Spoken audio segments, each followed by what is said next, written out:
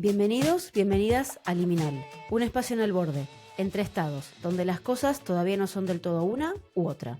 Liminal es un viaje hacia lo incierto, una exploración de temas en transición, un refugio para quienes cuestionan lo establecido y encuentran sentido en lo ambiguo.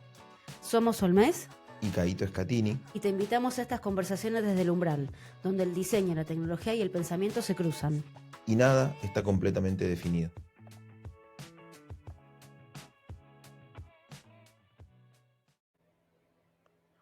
Buenos días, buenas tardes, ¿cómo andan? Hola, ¿qué tal? ¿Todo bien? Gracias por invitarme. Bueno, ¿cómo anda Sol? Bien, acá estamos con un tercero, hoy tenemos un tercero, una tercera. Exactamente, la tercera es, espero que la audiencia se ponga muy contenta cuando diga, está Paulina en Liminal. Paulina Que no es la que Becerra, cocina. que no es la que cocina, cocina otras cosas, ideas, cocina. Bueno, amiga por ambos bandos, así que bueno, como me gusta decir a mí, es la primera persona magíster que conozco, así que es una amistad con mucho orgullo. Pero bueno, Con chapa. exacto, chapeando totalmente. ¿Para qué le invitamos a Paulina? Porque creo que es la persona correcta para lo que fuimos cocinando con este episodio, con este capítulo, que todo arrancó un poco con un video que le había compartido a Sol sobre una empresa, una startup que se llama Zoox, Zoox, espero estarlo pronunciando correctamente, vamos a dejar el link de referencia por acá, que lo que hicieron fue un vehículo autónomo parecido a un bus, a un colectivo, pero sin chofer y sin los asientos como que parece un bus. Vos entrás y parece un living. Y este colectivo te lleva del punto A al punto B, maneja absolutamente solo, automatizado, o sea, al 100%. Y lo que más destaca de esto, y que un poco lleva la bandera de este podcast que se llama Liminal, es que ellos no se autodenominan dentro de la categoría de es un bus, es un transporte público, sino es como que van a algo, un vehículo autónomo, como una super categoría un poco más heavy.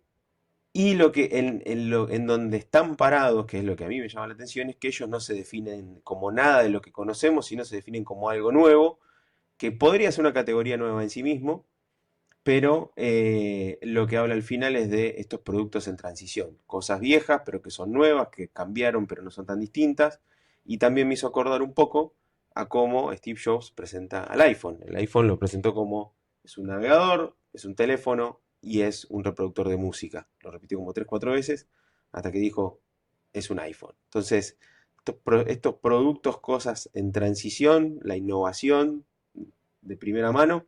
Así que vamos a charlar un poco de todo esto.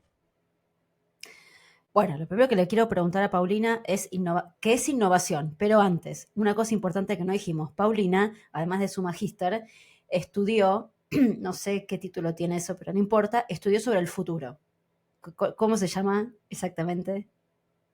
El título, Sí. yo soy diseñadora industrial de formación original. El magíster este que dice Richard es maestría en ciencia, tecnología y sociedad. Y en parte todo el proceso de investigación, de trabajo, recorre un montón de campos diferentes, desde teoría de la innovación hasta filosofía, cultura. Digo, vamos cruzando un montón de cosas porque precisamente la innovación tiene que ver también con la cultura humana, ¿no? Con las personas y todo esto. Pero vos habías hecho no es curso, sé que no era curso, pero algo de futuros. Eso. Sí, no, de futuros, en realidad, el tema de futuros es un tema que está todo el tiempo dando vuelta alrededor del diseño.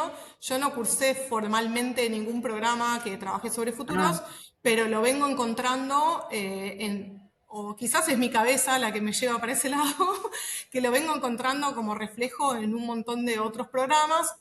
Hace relativamente poco, digamos unos 10 años, se empieza a hablar más formalmente de las áreas de futuros o del diseño o el desarrollo futuros.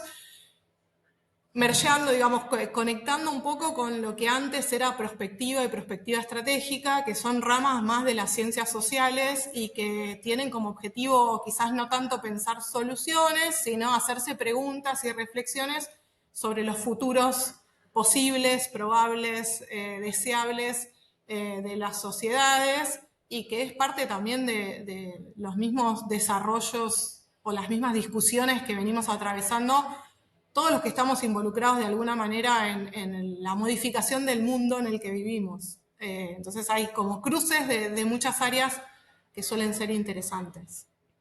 Ok, entonces eso, Paulina, el motivo por el cual invitamos a Paulina es porque si vamos a hablar de cosas nuevas, ¿no? Paulina estaba más que sobrecalificada para venir a participar del tema. Ahora, si vamos a hablar de futuros, de lo nuevo, de la innovación, empecemos por definir qué es innovación, ¿no? Porque no es innovación, no es lo que todo el mundo piensa, no sé, nos vamos a algún lugar, fumamos cosas, comemos hongos y de repente baja la luz y, upsí, tenemos algo nuevo, ¿no? ¿Qué es innovación? Bueno, hay un montón de definiciones más formales, más técnicas, más filosóficas de lo que es la innovación, pero a mí me gusta decir que la innovación es la adopción de una solución novedosa en un contexto determinado. Porque ahí combinamos como varios componentes y que están relacionados por ahí con lo que Ricardo decía hace un rato.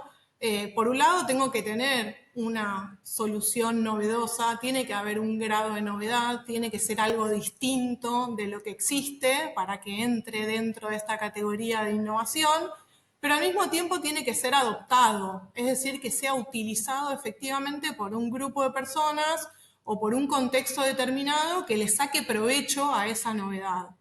Y un poco relacionándolo con esto que mencionaba Ricardo, las personas, para adoptar las cosas, necesitamos asimilarlas a lo que conocemos. Es lo que se conoce como el concepto de familiaridad tecnológica. Para que yo pueda usar algo, tiene que tener alguna conexión con lo que yo ya conozco. Tengo que poder asociarlo con usos, con soluciones que ya conozco. Y Ricardo decía, el iPhone se presentó como una suma de soluciones que yo ya conozco, un navegador, un teléfono. Esas soluciones son las que conozco y la manera de acercarme a esa solución y de plantear el puente a la adopción es decir, esto que te estoy mostrando te va a servir para reemplazar o para lograr resultados en estas áreas, en estos ejes o en estas categorías de problema o de solución que ya están en tu vida. Si no existe esa familiaridad, es muy difícil que pueda adoptar una solución. Si me presentás una cosa que no tiene conexión con mi realidad, puede que me parezca fantástica, puede que me parezca alucinante, puede que me resulte inspiradora, pero está más cerca de una ficción, que es otra cosa que está bastante relacionada con la innovación, que es cómo movemos, y un poco Ricardo también hablaba de eso, el límite, cómo jugamos con el límite entre eso conocido y lo que viene después, que no es conocido porque todavía no existe. Entonces, ¿cómo acercamos un poco esas brechas? Creo que ese es uno de los grandes desafíos de la innovación. Sí, eso es re fundamental, esto de la innovación, de la familiaridad con lo nuevo, ¿no?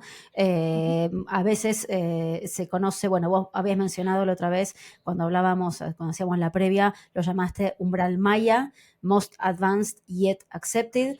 Yo lo conozco como el efecto Ricitos de Oro, sé que también tiene otros nombres, pero es fundamental, ¿no? Que para que algo pueda ser adoptado, la gente tiene que entenderlo. Es una línea muy delgada entre que sea lo suficientemente reconocible como para que, o sea, lo suficientemente familiar como para que sea reconocible y lo suficientemente distinto de lo que existe como para que sea nuevo. Y ejemplos de esto de que si algo es demasiado nuevo, nadie lo entiende, nadie lo adopta, es el mouse, bueno, el iPhone, pero el iPod, ¿no? Al principio el iPod, si vos no me decías, hasta que Jobs no dijo 1000 canciones en tu bolsillo, nadie pensaba en el pitutito de USB como algo, ¿no? Uy, tengo un montón de cosas. No sé si Totalmente. estoy... Este umbral que aparece, o sea, la idea de umbral es una idea que propone Raymond Loewy, que es un diseñador bastante polémico, pero que el concepto sigue siendo súper interesante para pensar ese límite, por decirlo así. Lo que es interesante es que el concepto umbral es una puerta, ¿no? Es el espacio que conecta dos mundos distintos. Y el umbral maya conecta el mundo de lo conocido con el mundo de lo nuevo, de lo desconocido. Y Sol, vos dijiste que es una línea muy, muy delgada, pero yo diría que también es una línea muy difusa, porque es una línea que no Claro, está claramente dibujada, no hay un límite en donde yo pueda decir en el punto 004 de tal línea de evolución de una cosa es donde está el límite. Y hay otra cosa que es interesante, que ese límite o que ese umbral se va moviendo a medida que nosotros vamos conociendo otras categorías de producto o que vamos adoptando otras soluciones en nuestra vida cotidiana. Y eso también lo hace bastante complejo en términos de adoptar el concepto y como herramienta. Podríamos decir, a mí me gusta decir a veces que el umbral maya es como una utopía, es la utopía de la innovación, es el límite con el cual jugamos en el desarrollo de soluciones por un lado, si quiero quedarme del lado de lo conocido, es cómo impulso la adopción, o sea, el límite me sirve como techo para proponer soluciones que sean novedosas, pero que al mismo tiempo tengan una conexión real, que las pueda lograr colocar en esos entornos, en esos contextos, o si yo quiero impulsar más una cuestión de posicionamiento o generar reflexiones o discusiones o provocaciones, me voy a tratar de pasar del umbral y proponer una cosa que me ayude a discutir lo que queremos. Porque en el fondo, del otro lado del umbral, no está solo lo que podríamos tener como resultados de la innovación, sino qué cosas de esas las queremos o no las queremos. Y creo que el juego de ese umbral también nos sirve para generar conversaciones y discusiones sociales asociadas con ese futuro y con los resultados de la innovación. sí, si hablamos de que justamente, ¿no? La innovación tiene que ver con esto de lo que podemos conocer, ¿no? La innovación disruptiva, ¿dónde está? O sea, ¿qué es lo que genera la disrupción si también tiene que ser conocido para que se entienda? Yo diría que la innovación disruptiva es precisamente el momento en el que se corre el umbral, el momento, el movimiento, el producto, la solución que mueve el umbral hacia adelante, aquella que está justo en el límite, la que es realmente novedosa, pero que es lo suficientemente conocida como para que yo lo pueda adoptar, que es lo suficientemente útil, que está lo suficientemente conectada como para que lo pueda adoptar. Y en general esas innovaciones son las que provocan el surgimiento de nuevas categorías de producto. Ricardo al principio también hablaba de esto no es un colectivo, esto no es un auto, es otra cosa, o el iPhone que no es un teléfono, que no es, el no es tal cosa, pero es tal otra, y tratar de colocar una nueva categoría o de crear una nueva categoría es parte de un juego de disrupción. Cuando necesito un nombre nuevo para denominar esa solución, es porque estoy muy cerca de ese umbral maya, porque ya me estoy separando de lo conocido. Un ejemplo que yo pongo muchas veces y que precisamente para hablar de esto es el container. El container de los barcos es una categoría nueva y sin embargo, en términos tecnológicos, no tiene una gran disrupción. Lo que cambia es todo lo que provocó el concepto de contenedor como organizador de los envíos y como estructura de eficiencia de todo lo que es el transporte transatlántico, ¿no? Y el impacto que tiene en el sistema de transporte. No es un ejemplo que para mí es súper interesante de cómo hay una disrupción sin que necesariamente esté basado en un desarrollo tecnológico Sí, de sí, punta, sí, súper son, elaborado, son, porque son seis chapas dispuestas arriba de un barco en forma de cubo largo. es una caja de lata. O Sí, sí, sea, sí, tal cual. Sí, mucho me hace pensar en esto cuando las startups, el Silicon Valley y todo eso se roba la disrupción y la innovación disruptiva, cuando empiezan como las marcas que no decimos, afeitadores, decimos Gillette, ¿viste? Empiezan a decir la uberización, la democratización, el acceso es cuando, en estos términos liminales, es cuando no tenemos tantas buenas palabras para describir lo que es, que usamos como lo primero que salió para decir lo está uberizando, ¿viste? Y con eso Y- abajo todo un claro, concepto que claro. lo sepulta y dice, bueno, ganó esta palabra.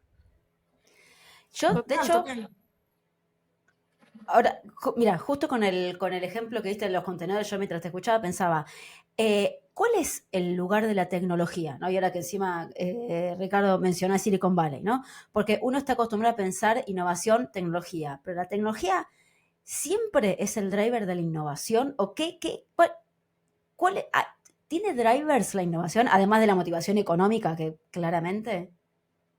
Y claramente la tecnología juega un rol importante. Ahora el punto es que esa tecnología tiene que tener una conexión con la entrega de valor en el conjunto de la solución que estoy desarrollando.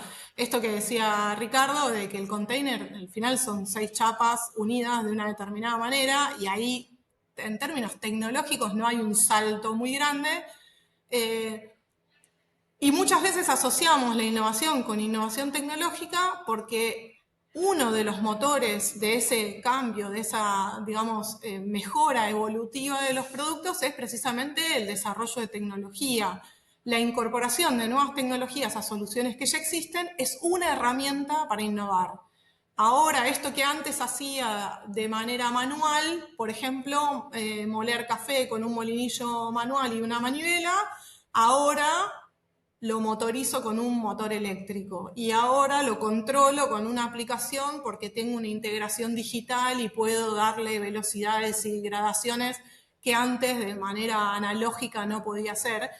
Y cada uno de esos saltitos, que son mejoras incrementales de producto, son posibles por la incorporación de tecnología, pero el desarrollo tecnológico en sí mismo no se puede considerar innovación, porque yo necesito aplicar esa tecnología en una solución y que esa solución además sea adoptada.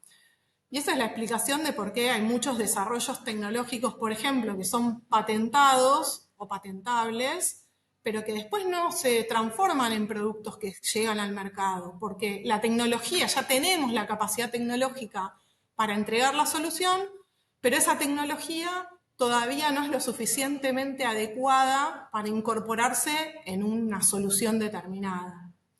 Entonces, un driver es la tecnología.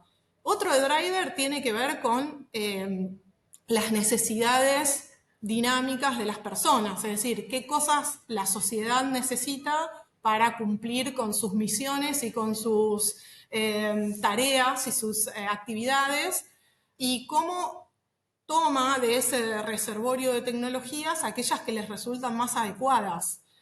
Al final hay alguien que cataliza en una solución una tecnología que obviamente ya existe, que tiene cierta estabilidad, con un modelo organizacional, de negocio, social, operativo, el modelo que quieras, para hacer viable esa solución de manera que otros la puedan usar. Y ese que otros la puedan usar también tiene que ver con un concepto que en economía de la innovación son las capacidades de absorción. ¿Qué capacidad tiene el adoptante de entender esta solución tecnológica y aplicarlo en el proceso que lo tiene que aplicar? Si la tecnología es muy elaborada, muy compleja, muy disruptiva, necesito capacidades también complejas para usar esa tecnología. No cualquiera puede entender cómo se usa. Y si quieren lo llevamos ahora al ejemplo de la inteligencia artificial para poder hacer un uso efectivo, eficiente, potente de la inteligencia artificial, tenés que conocer el modelo, tenés que entender cómo funcionan, tenés que saber cuáles son las limitaciones, y eso no lo puede hacer cualquiera. ¿Cuáles herramientas son las que se adoptan? Las que empaquetan esa solución de una manera que un usuario cualquiera las puede usar, que es el chat GTP, un navegador al que le hago preguntas y que me devuelve cosas. Y ese no es el mejor uso, si se quiere, de la tecnología o el uso más disruptivo de la tecnología, pero sí es el más adoptable y es en donde vemos la innovación también. Sí, es como el canal, ¿no? Me hace acordar el ejemplo de en África, agricultores africanos que habían descubierto que hacer transacciones y marketplace montados por SMS, que es una tecnología que te digo que está como de modé, pero la habían adoptado a lo largo y ancho de no sé cuántos países y es como al final el canal termina siendo el driver y lo que hablábamos antes también, ¿no? ¿Quiénes son los que lo impulsan? Y un poco es la búsqueda de eficiencia, ¿viste? Porque antes nadie necesitaba un iPhone, de repente todos tienen un iPhone y de repente, inmediatamente, ¿qué es lo que necesitan? Más conectividad. O inmediatamente, ¿qué es lo que necesitan? Mejores Claro. baterías. ¿Qué es lo que mejor necesitan? Pantalla con más resolución. Entonces son necesidades no descubiertas, digámoslo, pero es lo que a mí me gusta decir que es como que el horizonte, este horizonte maya, nunca se cruza, siempre está allá adelante, allá adelante, allá adelante, porque lo vamos empujando todo el tiempo con las cuestiones innatas del ser humano de, no sé si es disconformidad, inconformidad, no sé cómo eso se mide en términos del futuro, ¿no? Sí, yo, hablando de los vehículos, por ahí, y esto de la frontera, de lo tecnológico, la adopción, los modelos de inteligencia artificial existían y existían hace un montón. Lo que pasa es que hasta que alguien le hace ¿cómo se llama? OpenAI, no vino y le puso una interfaz de chat, no explotó. ¿Por qué? Porque estaba reservado para los técnicos. Cuando vos puedes interactuar con lenguaje natural de una manera totalmente intuitiva, que es un chat, ¿sí? Entonces ahí es cuando explota. Pero no es que OpenAI inventó la inteligencia artificial, eso ya existía. Lo que pasa es que lo masificó. Y eso es ¿cómo se llama? No me sale ahora el nombre del libro, que habla del gap entre los primeros, entre los early adopters y el mercado masivo. El- la- la- Alguien lo va a Sí, saber, de alguno de chat. ustedes no lo va a saber. Sí, sí. Eso, Que eso, eso, el chasm. exactamente. Eso. El punto es ahí también que para que una tecnología o un desarrollo, no hablemos solo de tecnología, sino un desarrollo, una innovación, ¿no? En este concepto de lo nuevo, sea utilizable por un público más abierto, por la generalidad, digamos, de los usuarios, necesitamos bajarle la complejidad al entendimiento y al manejo de ese desarrollo. Entonces, lógicamente, al principio el manejo va a estar limitado a un grupo de personas que son las que conocen o que pueden decodificar, que pueden traducir algunas características de esas soluciones en un modelo accionable desde su conocimiento. En la medida que eso se va empaquetando o se va difundiendo o va haciéndose más accesible, también por costo podría ser, porque quizás al principio operar sobre los modelos de vuelta de inteligencia artificial era más costoso porque tenés que acceder a determinados servidores y tiene como todo un mecanismo para entrar en ese juego que se va haciendo más accesible con el tiempo. Voy facilitando, voy aceitando la llegada de esa solución a un público más abierto. Hay un montón de otras trabas también en esa adopción, que no son solamente el costo o la complejidad de la tecnología, y a veces tiene que ver precisamente con las escalas de problema. Hay un montón de soluciones que son súper potentes, que son accesibles, pero que atienden problemas muy específicos. Entonces nunca van a ser masivas, nunca van a ser soluciones totalmente extendidas en términos de alcance, porque aplican a cosas muy específicas o a situaciones muy particulares. El punto es que esas mismas innovaciones muchas veces derivan en otras versiones menos sofisticadas, menos complejas, menos difíciles de entender, que son más útiles para otras actividades. Y esto es bastante típico, que hay tecnologías que son disruptivas y que después derivan en un montón de frentes y de soluciones diferentes que están basadas en la misma lógica o en los mismos componentes tecnológicos, pero alterados. Otro ejemplo que poníamos muchas veces, o cuando hablábamos en la previa también, era el MP3, el formato MP3 que Ricardo también mencionó del iPod, no, perdón, Sol, vos dijiste lo del iPod. Para poder llegar a ese tipo de soluciones y deshacernos, por decirlo así, de la dependencia del soporte, teníamos que necesariamente cambiar de formato de compresión de un archivo de audio. Pero ese formato Claro. existe desde los 80, no es Sí, algo sí. nuevo. Pero ahí, en todo lo que mencionás, a mí siempre me sale que es, a veces el negocio, primero, de entre las 30 cosas que pensé mientras hablabas, hay algo que lo que estaba mencionando es como en la jerga startupera que se dice el pivoteo. Es como, che, venía para acá, de repente, uy, y con el 80% de lo que hice, me enfoqué en otro mercado, otro nicho, ¿verdad? Pero al final, y vuelvo a lo que quería decir al principio, es todo está driveado por el negocio, al final del día. Porque pivoteaste porque no le encontraste la vuelta, no estás facturando, los inversores te dijeron, vamos para allá, es un mercado más, es más un océano azul. Pero hay mucho que viene como driveado por el mercado y a veces, sin esa inversión del mercado, no hace esos leapfrogs, ¿viste? Eh, esos saltos cuánticos porque a fuerza, a ver, ChatGPT se entrenó, costó un montón de guita entrenar ChatGPT con todo el texto disponible del mundo. Y eso hasta que no vino alguien y puso la torta para que los servers existan y se haga esa locura, no íbamos a tener una semejante innovación. Entonces, para mí es como que al final del día el mercado termina siendo Papá Noel, ¿viste? Son los padres, son los viejos. Porque hay cosas muy buenas que solo una guita muy fuerte de fondo puede hacer que esa barrera se rompa y ese horizonte se acerque un poquito para después volver a alejarse. Porque si no me quedo con ejemplos como en la blockchain, que cuando explicaba la blockchain en su momento era como, yo la escribía como, es como internet en los 90. Para algunos, complicado, poner un cable, marcar un teléfono, escuchar un ruido, conexión lenta, internet, ¿qué es internet?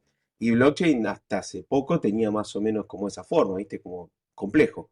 Y sigue siendo medio, hay cosas, las tokenizaciones y demás, pero no es algo que digas, che, yo no tengo blockchain en mi teléfono para todos los días de mi vida, ¿viste?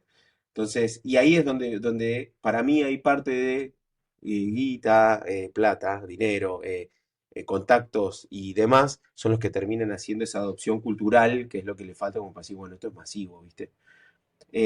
Pero de a rato siento que hay algunas innovaciones orgánicas, hay otras que están muy driveadas por la plata. Yo creo que no sabría distinguir en dónde entran unas y dónde entran otras, ¿no? Para mí es como ámbito académico y después el otro es el ámbito del negocio, ¿no? Pasa que es como un círculo o vicioso o que se retroalimenta, porque Sí. toda esa plata que gastó la universidad en desarrollar, no sé, el GPS, ¿no? Tenemos que monetizarla porque tenemos que seguir pagándole a los científicos, entonces es como todo un círculo. Para mí siempre, o sea, además de las necesidades son tal vez lo que hacen que alguien quiera pensar en otras soluciones, pero el driver siempre es económico. Mm. O el driver a veces es justamente la búsqueda de eficiencia, entonces cómo podemos hacer para que esto sea más rápido, más barato y nada, nos Bueno, cerramos. esa es otra. La innovación por eficiencia es. A ver, hace rato no hay una guerra mundial y por suerte que no la haya, como para que nos trae grandes, grandes breakthroughs de cosas nuevas, ¿viste? Internet se la vemos a la Segunda Guerra Mundial casi. Entonces, ¿de dónde vienen esos drivers no militares? Pregunta para Paulín. Ahí hay muchas cosas. Esto que vos decías tiene que ver con la última parte del concepto de innovación. Digamos, la primera parte, que es crear una solución novedosa, hay un montón de procesos que están orientados a eso, ¿no? A crear soluciones novedosas. Pero la novedad no es una condición suficiente para la innovación. Tengo que tener algún grado de novedad, esto del umbral maya, ¿no? Tiene que estar avanzado, tiene que ser novedoso, tiene que traerme un beneficio adicional a lo que ya existe para motivarme a adoptarlo, pero por otro lado tiene que haber una pata que es cómo lo haces viable y sostenible en el tiempo, cómo esta solución que vos me proponés es algo que yo voy a poder usar durante mucho tiempo. Yo, una organización, una persona, un grupo, etcétera, etcétera. Pero, ¿de qué manera puedo comprar en el sentido, no en el sentido comercial, sino en el sentido de la adopción? ¿Cómo puedo hacerme de esta solución y usar esta solución en el tiempo? Y creo que ahí es donde está lo que vos decías, Ricardo, del negocio como uno de los vectores clave, porque el negocio lo que hace es hacer económicamente sostenible la entrega de valor de una solución determinada. y crear el ciclo en el cual yo puedo acceder a esa solución sin tener que crearla yo. El origen del ser humano es la creación de artefactos, la creación de tecnología, por eso somos humanos. Y en teoría, todos tenemos la capacidad de crear las soluciones que necesitamos para sobrevivir. Ahora, en la práctica, como estamos rodeados, como nuestro mundo es un mundo artificial, y como los sistemas sociales también van estableciendo roles y funciones para las personas dentro de una organización, no hacemos todo, ya no hacemos todo lo que necesitamos y empezamos a depender más de esas tecnologías para ser más eficientes, para ser más efectivos, para hacer más cosas, para ser más productivos, para entretenernos más fácilmente. Digo, eso que antes, volvamos al entretenimiento, implicaba, no sé, sacar una entrada al cine para ir a ver una película, después pasó a ser, voy a alquilar un VHS al videoclub, después encontré una plataforma en la que puedo ver esas películas o esas series sin moverme de mi casa y al final la tecnología es un habilitador de una expectativa de las personas que es invertir menos tiempo y menos esfuerzo en lograr un determinado resultado, que en este caso sería disfrutar de un producto cultural como es el cine. Se reemplazan, que esa es la otra discusión, desde la teoría de la innovación, la teoría evolucionista dice una tecnología reemplaza a las anteriores, ¿no? Schumpeter decía la destruye, es la destrucción creativa la que motoriza la innovación, porque una tecnología nueva o una solución nueva reemplaza a las anteriores, las desplaza, las hace obsoletas y se posiciona como la nueva solución. En algunos casos eso es real, en algunos casos no existen más productos que existían hace 15, 20 años. Por ejemplo, no sé, el teléfono de línea está desapareciendo, ¿no? Estamos usando cada vez más comunicaciones digitales. Pero en otros casos no lo reemplaza, es simplemente una opción más para acceder a un mismo producto o a una misma categoría de producto. Y Sí, no necesitamos.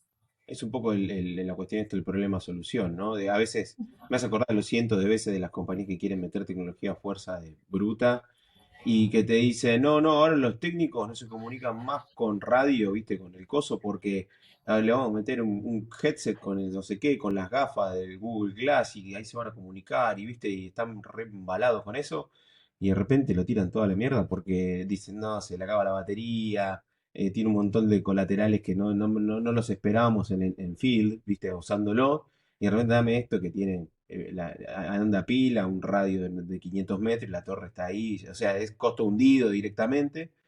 Pero creo que también todo eso es necesario, ¿no? Con esto de cuando mencionaba lo de los anteojos de realidad aumentada, me acuerdo cuando salió el proyecto Google Glass, o el proyecto X creo que llamaba, algo así, que me acuerdo el debate que se armó en ese momento, era, ¿a vos te gustaría que esté todo el día con el teléfono apuntándote y hablándote? O sea, salieron los Ray-Ban, todo el mundo está con el celu en la mano como una cuestión como si fuera un holter o algo un marcapaso que si no lo tengo prendido y no tengo el celu en la mano me voy a morir. Y eso ya está sucediendo, entonces es como que todas hay cuestiones culturales que se barren, se barren, se barren y en la última Google I.O. salieron presentando el proyecto del Google Glass, recontra revampeado, pero con el Astra metido adentro, que es ChatGPT con cámara, por así decirlo, es Gemini con cámara, donde yo puedo hablar y hacer un montón de cosas con Gemini, y una inteligencia recontra no generalista, pero recibe varios inputs, digámoslo de alguna manera.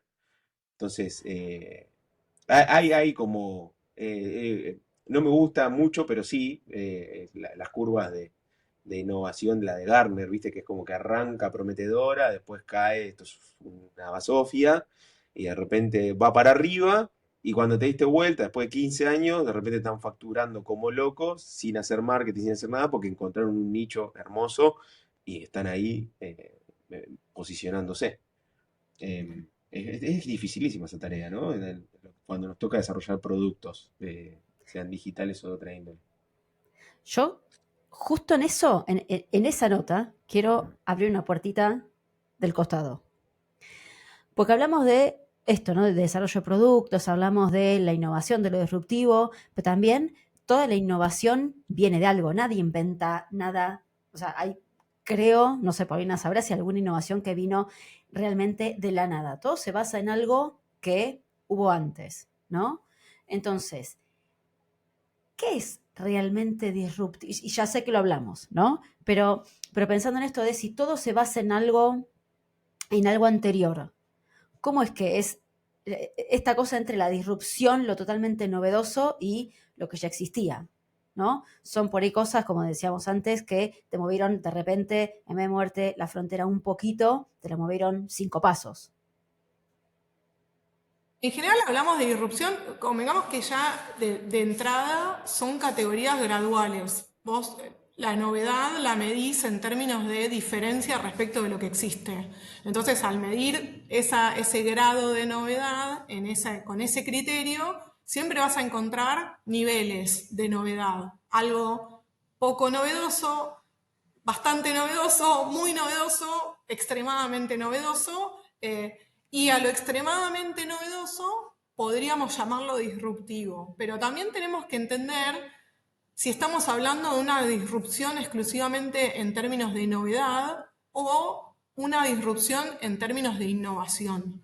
Porque son dos cosas distintas. La disrupción en términos de innovación la medimos por el efecto que logra esa innovación, por la capacidad de cambiar las pautas de funcionamiento de los sistemas en donde se inserta esa innovación.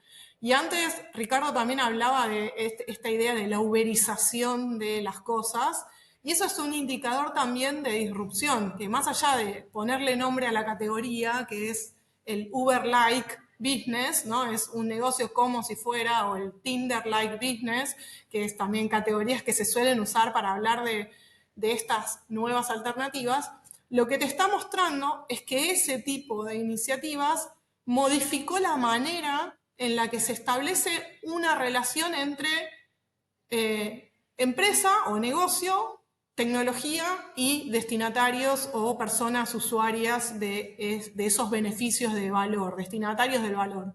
Cuando se modifica esa estructura de funcionamiento es donde podemos ver la disrupción. Pero fíjate que hay un delay entre que yo lanzo la iniciativa y el momento en el que puedo observar esa diferencia, porque necesito tiempo de uso, de adopción, de entender la escala. Hubo un montón de cosas que técnicamente no son tan disruptivas y sin embargo modifican la manera en la que hacemos las cosas. Voy a poner un ejemplo medio obvio, pero la electricidad, bueno, es disruptiva porque es una tecnología que provocó un montón de otros desarrollos, de otras soluciones que están basadas en esa tecnología. Internet es una disrupción, cambia por completo el modelo de comunicación y de relacionamiento entre personas y organizaciones. De vuelta, el efecto es disruptivo, no solo puedo ver la disrupción en la tecnología, que es qué tanto me alejo, o de la solución, qué tanto me alejo de lo conocido, que sería el umbral maya, qué tan cerca estoy del umbral maya o cuánto me pasé del umbral maya, sino también cuál es el efecto, cuál es el impacto que genera esta solución en el contexto en donde se inserta, que ese es el otro indicador de disrupción. Si, a ver, y de acá dos cosas. Primero, vos decías que es una cuestión de grados, ¿no? ¿Qué tan disruptivo es? ¿Hay una escala, digamos, científica o técnica o es más convención y subjetivo?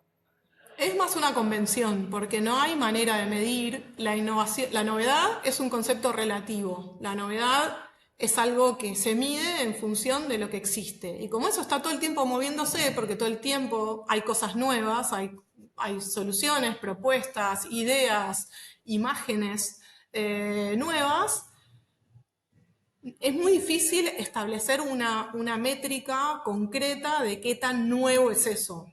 Sí hay criterios, sí hay alguna señal de salto, se llama de salto creativo entre una cosa y la otra, pero es más bien un sí-no. Es un blanco-negro, 0 y 1. ¿Existe o no existe ese salto creativo?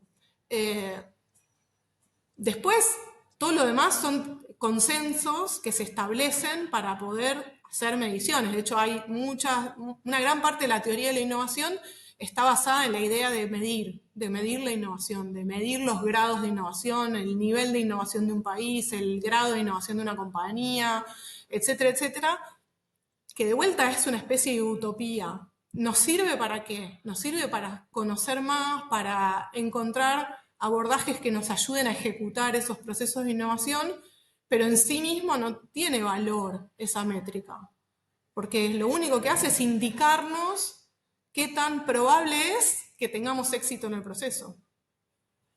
Sí, y que de ¿Cierto? vuelta, en el ámbito de la realidad real, si no te lo adoptan porque le pifiaste o te recontrasesgaste en la toma de decisión, chau, te metiste toda métrica y Exactamente, o sea, poder ser súper, y de hecho es una de las cosas que se habla, ¿no? Estoy adelantado a mi tiempo, es como que tiré una cosa que es demasiado disruptiva y entonces no voy a lograr conectar con este mercado. Y pasa esto que decías también, Ricardo, antes de 15 años después, la termina pegando esa tecnología o esa solución porque se acomodó todo. Pero también es cierto que esta misma idea de la disrupción, esto del umbral maya y de la propuesta de los productos que están en el borde, que como empezaba también la charla, empiezan a crear familiaridad tecnológica, ese concepto que hablábamos al principio, ¿no?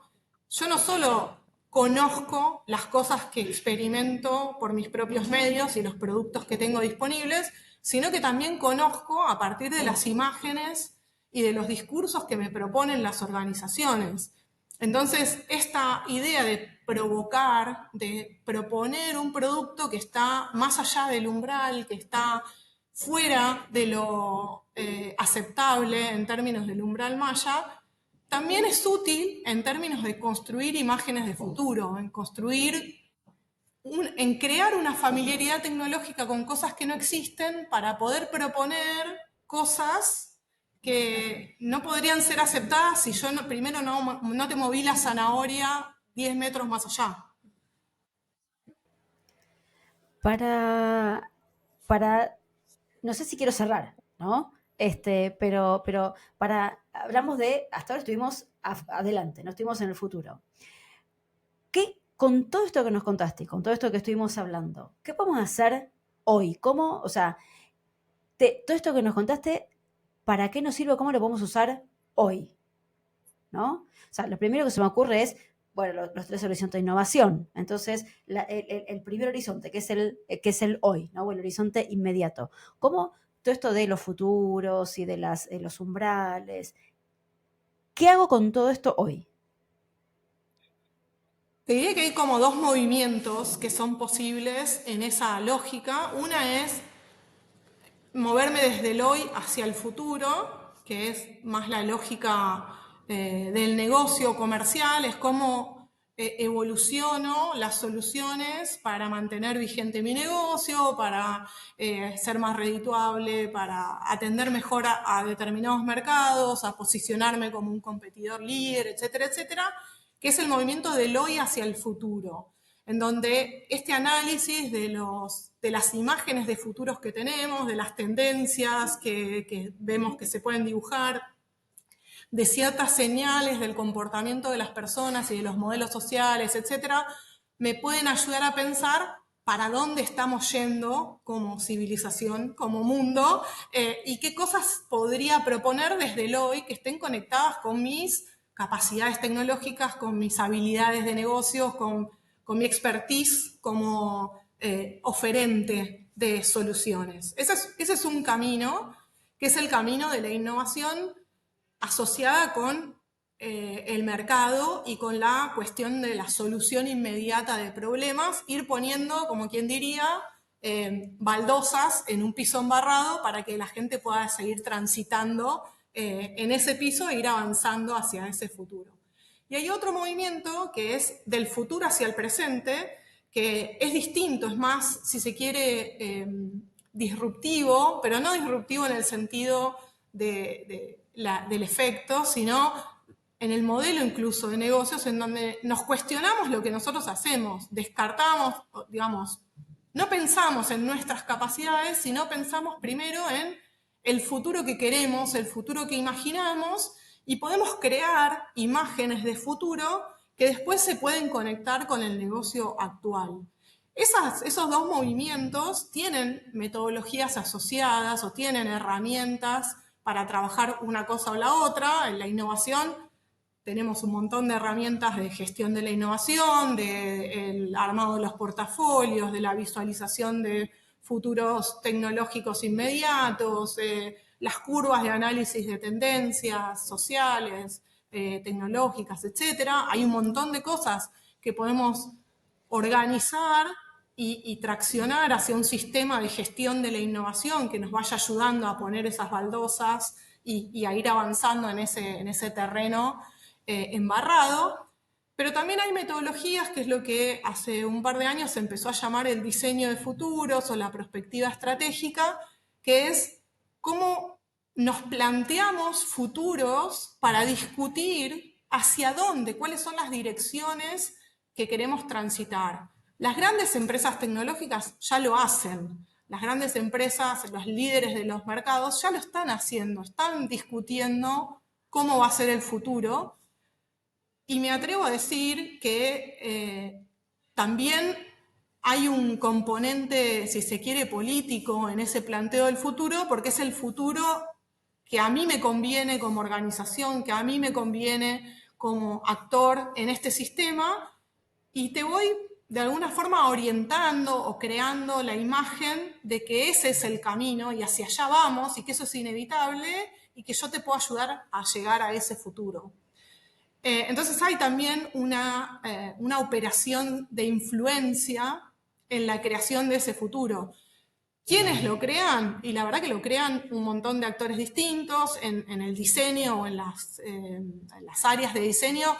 Hay artefactos específicos de diseño de futuros, como el diseño crítico, el diseño ficción, los manuales de futuro. Digo, hay cosas que nosotros creamos con la idea de presentar estas imágenes de futuro, estas ideas de futuro, que pueden tener un sentido más crítico, de discutir, ¿es esto lo que queremos? ¿Es allá hacia donde estamos yendo? ¿Podemos evitarlo? Y ese pensar primero el futuro para actuar en el presente puede ser una herramienta de contratendencia. Yo veo un futuro catastrófico, veo un futuro que no es deseable, que es temido, y tengo que accionar, pero para poder hacer consciente ese peligro, ese riesgo del futuro, tengo que hacerlo tangible. Y de vuelta vuelvo a esa familiaridad tecnológica. Tengo que mostrar esto de una manera que sea impactante. Tengo que influenciar políticamente en las personas para que actuemos todos en contra de ese futuro que no existe, igual que el optimista no existe, pero que nosotros estamos viendo como una posibilidad. Entonces ahí, nada, eso, hay herramientas para cada una de las variantes y de los caminos posibles en los que nos podemos apoyar para trabajar en esos futuros. Me hace acordar a tu charla del año pasado, 2024, en Nerdearla, que vamos a dejar el link, obviamente, por acá, que habla dice, robándole al futuro, era una cosa así, ¿no? Que cómo la ciencia ficción nos influye de alguna manera u otra, que creo que es el artefacto más noble que podemos crear con la imaginación, es muy barato y ya casi que tenés un producto, digamos. Donde un poco pensé que ibas a ir por ese lado, es para explicar los tres horizontes, viste, el inmediato, y que las tres curvas. Por ahí lo dejamos más para ver en el video, pero ahí es una de las herramientas más que preguntaba Sol, ¿no? Em, pero a lo que iba era a estas cuestiones de... Uy, se me puso en blanco, esto después lo edito. No, me fui con la presentación de Nerdearla mal. A mí lo que... Bueno, primero me mataste con el manual de futuro. Eso me mató. Pero cuando dijiste perspectiva estratégica o diseño de futuros, ¿no? Ahí está, es un ejemplo clarísimo de cómo hacer las cosas asequibles, en este caso desde el lenguaje, ¿no? Antes decíamos hacerlo asequible desde la operación cuando hablamos de ChatGPT, ahora hacerlo asequible desde el lenguaje, porque vos decís perspectiva estratégica y decís en qué libro está. Ahora vos decís Claro. diseño de futuros, ok, igual suena medio esotérico, pero no tanto. Cuando vos decís, y es ponernos a pensar en qué podría pasar, todo lo podemos hacer, ¿no? Entonces Claro. es un tema de branding, ¿no? Un poco bueno, o de asequibilidad. El branding también ayuda, es Sí, parte de eso, ¿no? en alguna manera también siento que es Black Mirror, ¿no?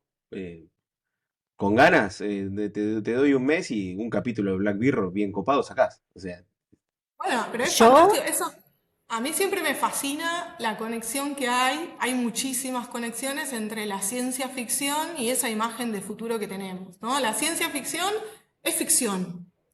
Es ficción, no es real, no existe. Es algo, es una imagen que alguien crea en nuestra cabeza con determinados estímulos que pueden ser literarios, audiovisuales o digo, con algún criterio. Hay cómics que trabajan con esto, de crear una imagen de futuro que es interesante y que tiene como objetivo central el entretenimiento. La ciencia ficción lo que tiene es que incorpora componentes que son tecnológicos o científicos en el argumento de esa ficción, ¿no? Si no es 100% ficción, si estamos hablando de cosas totalmente voladas, es solo ficción, no hay ciencia, pero hay componentes científicos en esa ficción.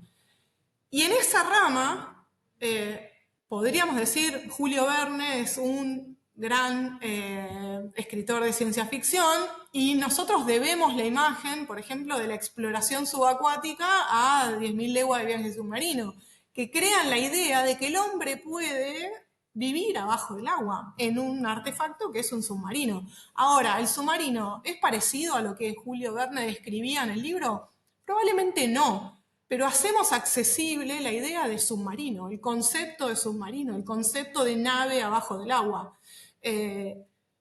Y está muy cerca, entonces el arte, que es también uno de los límites y la discusión eterna de si el diseño es arte o ciencia, no es 0 y 1. Hay límites difusos entre el arte, el diseño y la ciencia. Depende cómo nos movamos, y lo mismo con estos artefactos de futuro. Un producto, una propuesta, un prototipo, es una primera imagen de futuro, de un futuro inmediato, de algo que puede funcionar mañana, de algo que puede funcionar el año que viene, pero no existe. Lo estoy es como creando. el concept design, ¿viste? Que El algunas marcas concept van design. y que decís, ¿y cuándo me vas a vender esto? Exactamente, en moda, la presentación de colección, que se hace 2 veces por año con los inicios de las temporadas, es una presentación que suele ser conceptual, que lo que quiere es posicionar una visión de la moda. Pero después esos vestidos, esa indumentaria que se presenta en la colección, no es algo que se va a vender, no es algo que yo voy a ir a una tienda y lo voy a conseguir en la tienda. Pero lo que me venden primero es un concepto y después la colección que yo consigo en la calle está del otro lado del umbral maya. El concepto traspasa el umbral maya y la colección Pret-a-Porter está del lado asequible del umbral maya.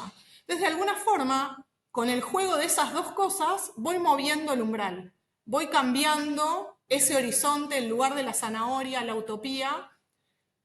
Y ahí también, de vuelta, vuelvo con todo esto, pero porque hay una frase de Galeano que es súper interesante, que la utopía se va moviendo a medida que nosotros nos movemos porque esperamos cosas nuevas todo el tiempo. Y la utilidad de la utopía es precisamente esa, movernos, modificar el entorno. Y eso vale también para el umbral maya y los horizontes de la innovación. Esos horizontes están todo el tiempo moviéndose con nosotros. wow, estamos, no sé, tanto para pensar. Sí, sí, sí, sí, sí.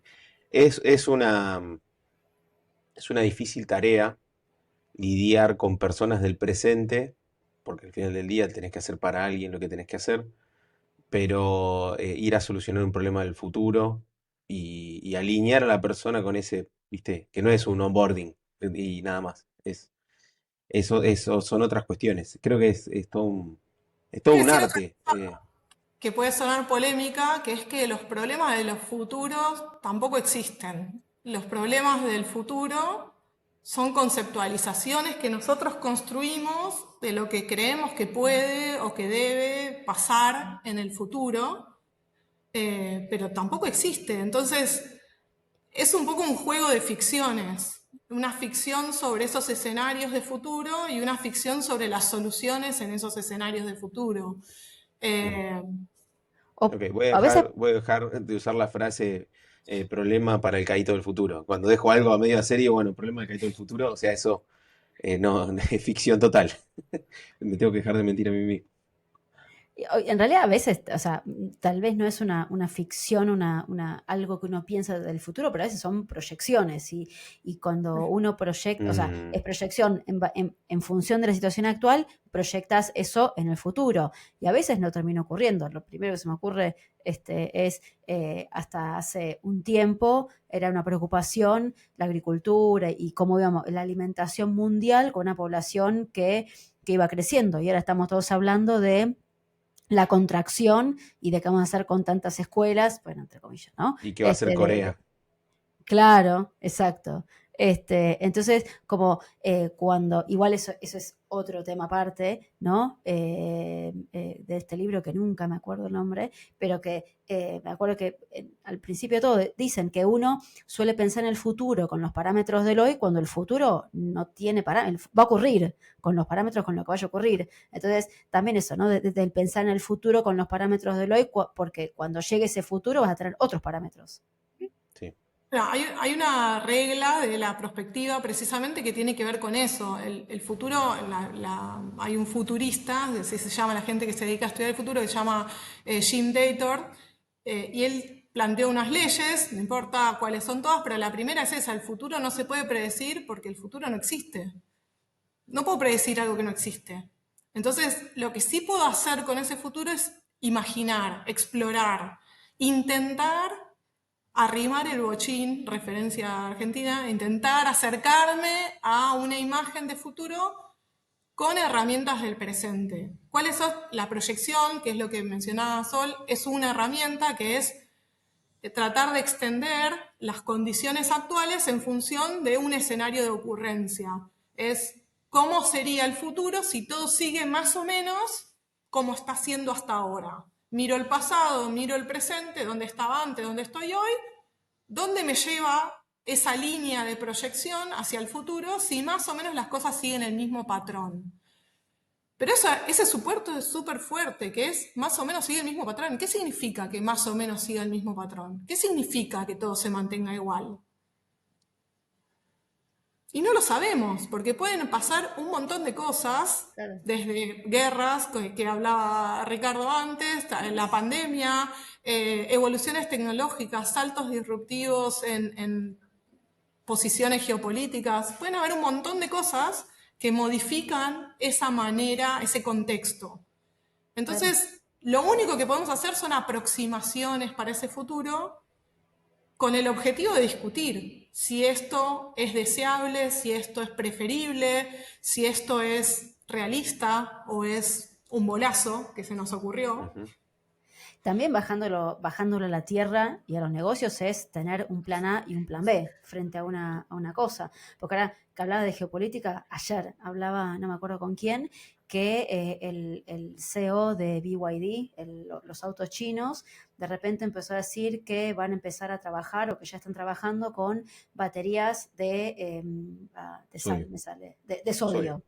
Sí, se viene. Entonces, bueno, y eso saca a Chile, Argentina, Bolivia de todo el mercado del litio. Ahora el mercado del litio ya no va a ser el mercado en crecimiento, que es en lo que muchas proyecciones a nivel país, a nivel, digamos, industrial se basan, ¿no?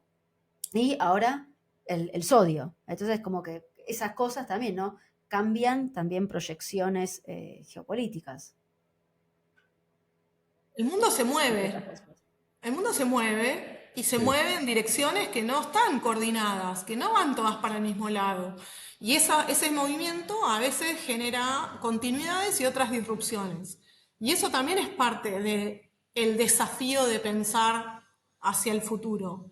¿Cómo gestiono la información en un escenario de absoluta incertidumbre? Porque no sé para dónde va a ir todo esto.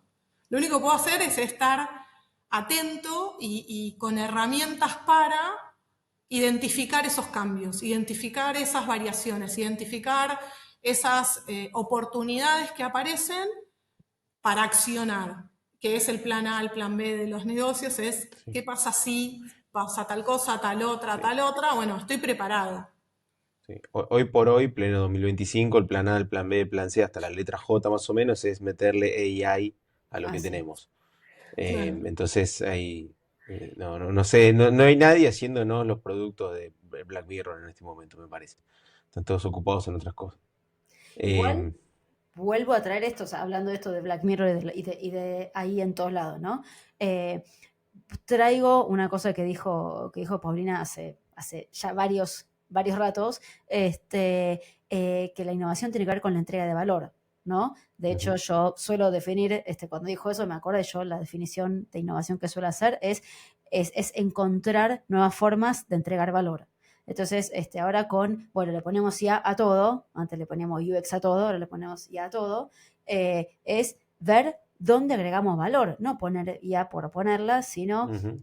innovación y valor. O sea, y esto también vuelve a traer la conversación respecto de negocio, respecto de la aplicabilidad, respecto de por cómo se va moviendo la innovación, ¿no? O sea, creo que lo que más rescato, una de las cosas por ahí más fundacionales de lo que es la innovación y el futuro es el valor. O sea, tiene que servir para algo, porque si no sirve para algo o si no se le ve el valor, la innovación no ocurre, no es adoptada, y no genera otras cadenas de valor, Ujú. valga la redundancia. Totalmente. Bien, bueno, creo que si el que llegó hasta a este punto del podcast, primero que me mande un mail a rescatine@gmail.com, le voy a hacer llegar una pizza a la casa, porque si yo ya tengo el cerebro medio quemado, imagínate el que nos viene tratando de seguir. Para mí no deja de ser como un ámbito que no sé si todos los que están laburando hoy, de PM, diseñadores, UXer, puedan decir, bueno, ojalá pudiera laburar para el futuro y demás. Yo creo que no puede estar en la agenda de todo el mundo.